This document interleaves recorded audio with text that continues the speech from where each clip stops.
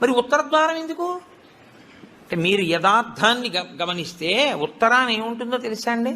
హిమాలయాలు ఉంటాయి, ఉత్తరాన కైలాసం ఉంటుంది, ఉత్తరాన మృత్యుంజయుడు పరమేశ్వరుడు ఉంటాడు. ఉత్తర దిక్కుకి ప్రయాణం చెయ్యడం అంటే దక్షిణ దిక్కుకి ప్రయాణం ఆగిపోవడం.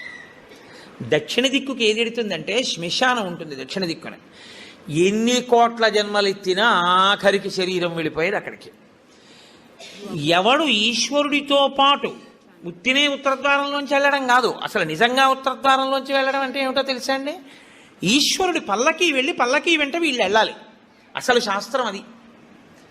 ఈశ్వరుడికి ఆ రోజున అర్చన చేసి పల్లకీ పట్టుకుని పల్లకీని తీసుకెడతారు ఉత్తరద్వారంలోంచి. ఆయనతో వెళ్ళాలి. నువ్వు తినే ఉత్తరద్వారంలోంచి వెళితే నీకేం వస్తుంది? ఆయన వెళ్ళిన ఉత్తరద్వారంలోంచి వెళ్ళాలనుకోవాలి. అథవా అసలు నిజంగా వెళ్ళవలసింది ఏమిటంటే ఈశ్వరుడితో వెళ్ళాలి. కనీసంలో కనీసం నీ బాధ్యత ఏమిటి? ఉత్తరద్వారంలోంచి నువ్వు వెళ్ళాలనుకుంటే